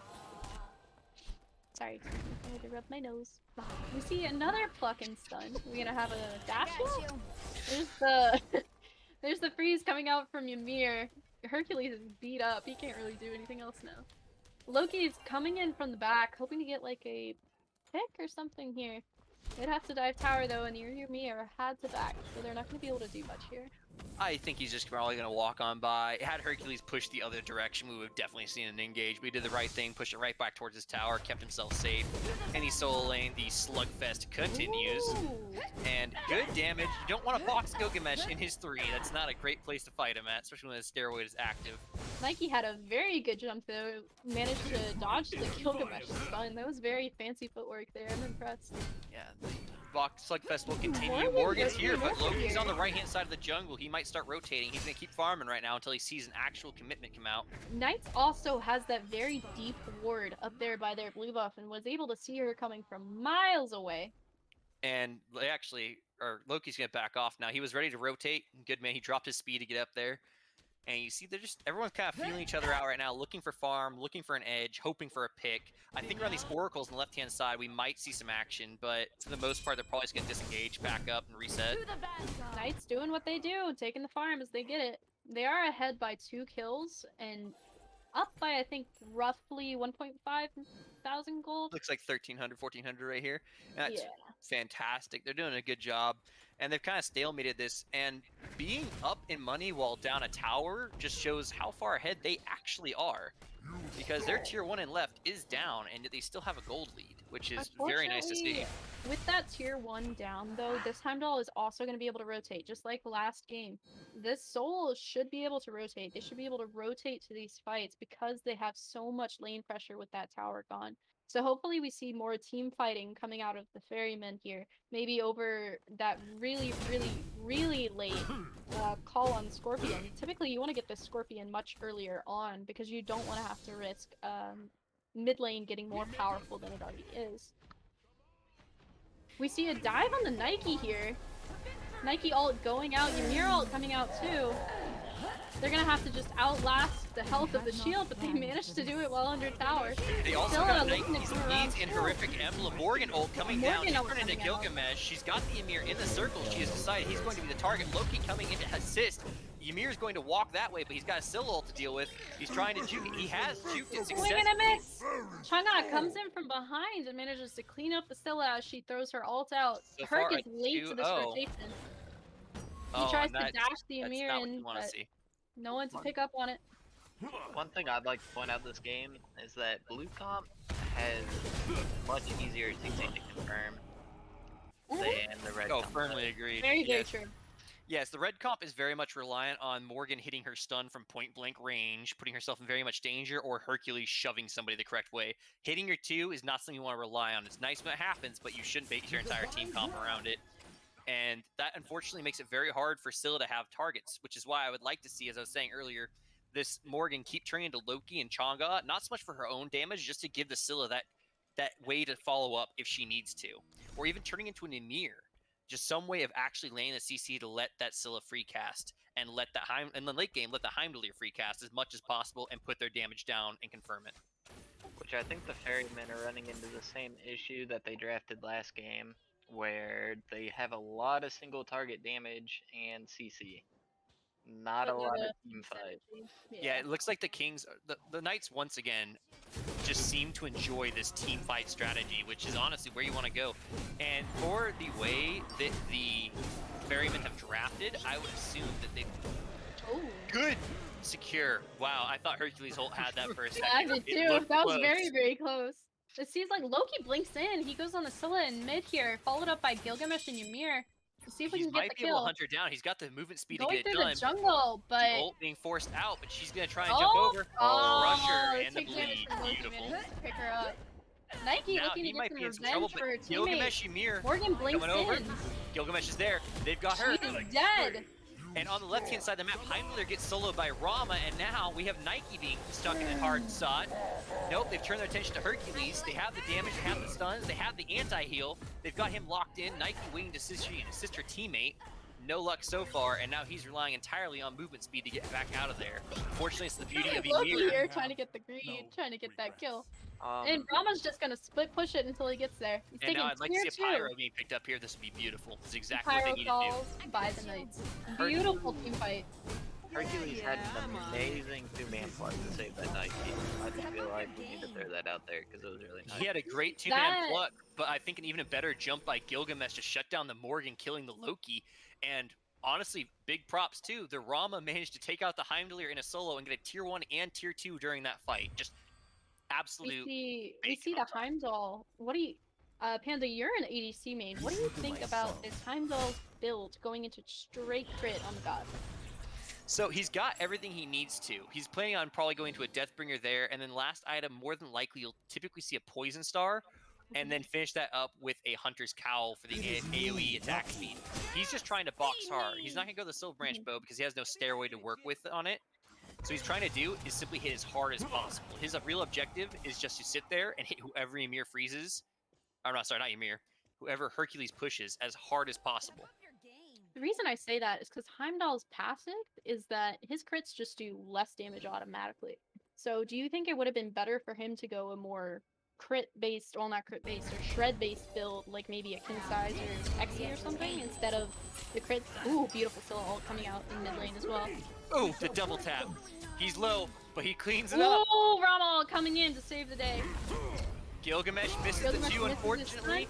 stun. He's there, though. They Oh. might. They're going to release that. They're going to take the tier 1, and they're going to get an objective on top. Nike's Well coming done. in from behind though. That's a panic roll out from the Rama, but he's able to shred this Nike super quickly. We see Herc ult coming out. Herc dash kills the Rama, also CCs the Gilgamesh and the Ymir. But the Loki is chasing down that Nike. He wants that kill. Heimdall banishes Gilgamesh. Loki picks up the kill on And the here we Nike go. in the back camp. Heimdallr I turns get around and down. starts fighting. He wins this. I feel like he just doesn't have enough shred to deal with this front line on that Heimdall. You know He's what I got mean? the Executioner's win team. He's got enough pen. He just he got a little bit panicked right there and ran away. If he'd actually just followed this teammate, I think he would have done quite a bit more damage right there. Now we Great have a fight full out of the team Knight fight for the once Ferrymen, again. but yeah. They give you a pick, you take them a little bit, and they take 5 miles. I mean, they're doing a fantastic job with their returns. Each time they seem to lose somebody, they seem to try and get something of value out of it, and they are definitely doing a lot better this game than they were last game. Their target focus is definitely more focused around the mages, and they're not worried about trying to pick Hercules. He's more of an afterthought. I think they've definitely made a great correction from the first game. So blue team, again, I feel like their front line is just performing better, and that is a really big issue for the red team. King's Knights, the synergy between Ymir and Gilgamesh has been extremely good. They've just been keeping everyone off of their carries to where they can just kind of operate carefree. The solo lane once more stealing the spotlight from the carries here. The He's importance just of Rama doing a split pushing great that job. game as well. Heimdall had a late rotation. Not only have a late rotation, but the problem was he seemed to have just gotten up to point blank range and didn't put any distance to himself, which is a very unfortunate spot to be when you're an ADC, is to be on top of a Gilgamesh Ymir who really wants you, and you're standing next to him. It's not a great place to be. You only got 1 beads, and they got a lot of CC to burn it with. It's also important to note Scylla's damage is at the bottom, unfortunately, and I think it's just because she doesn't have the lockdown needed to secure her abilities. As I said last game, if you don't hit your abilities on Scylla, you're pretty much useless. You have to be able to get that lockdown. Morgan getting picked right before the fire here. It looks like the Knights are going to try and fight over Fire Giant here. They might be looking for another pick, but they're ultimately going to go for that big red boy. And I think very smart play out of the Morgan right there. Actually, she knew she was going to die, did not waste her beads there, saved her relic, saved her ultimate, knew she was going to take the L, died, holding all that for the Phoenix defense, which is going to be incoming.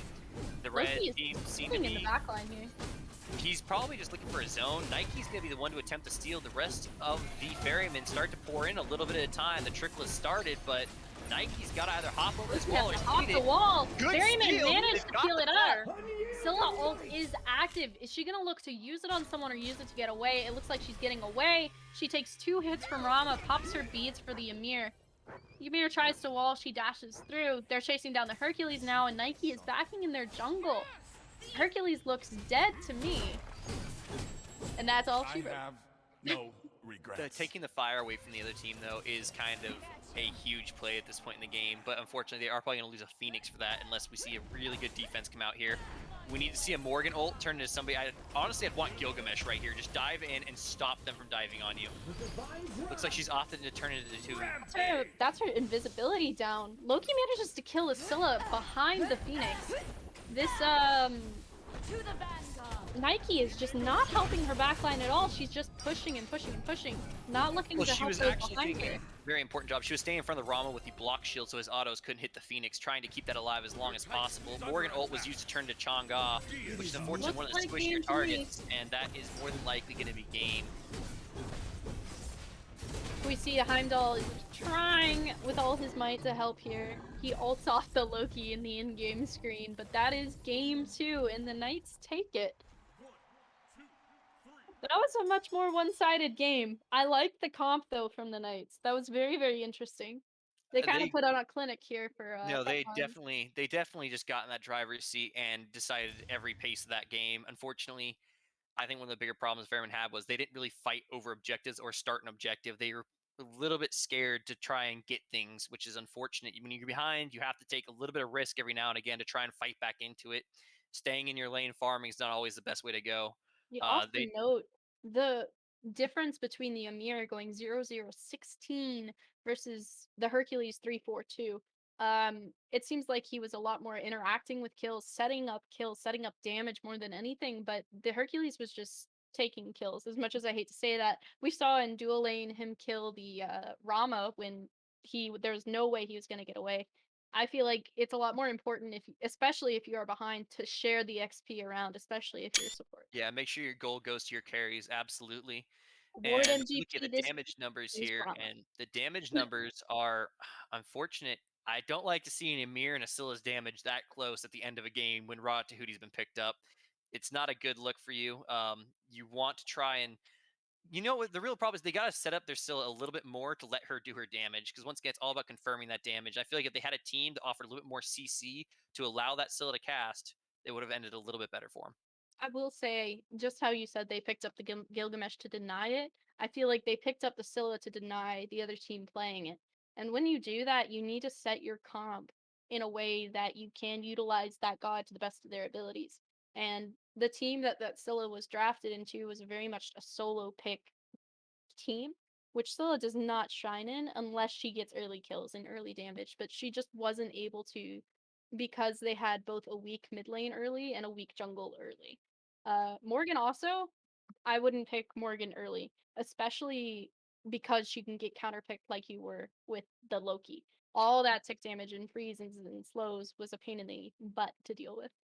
And not only that, I actually want to give props to the Morgan. I think she played that almost as good as she could from where she was. She had some fantastic ultimates. She had some really good god choices, and that's the hardest part of playing Morgan is knowing what god to pick up in a scenario. Mhm. I think that last fight, she just turned into the Chang'e again, which is unfortunate. I would have preferred to see a little bit tankier thing, but she had some really good ultimates throughout the game where she was trying to do as much as she could. The problem was she was basically playing peel because Nike was frontlining, Herc's frontlining. There's no one to peel and Yeah. that left Morgan to turn into somebody to try and peel for her team, and that's not where you want to see your jungler. Heimdall did as good as he could. Um, he boxed in. He kept his damage relatively even with Rama's the whole game. I didn't see a big ADC dip. They were doing pretty evenly, both of them. They were both putting out really good damage. His positioning seemed nice.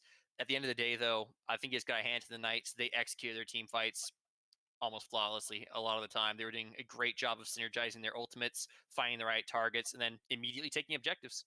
And prioritizing after they lost something. I saw that and that was beautiful.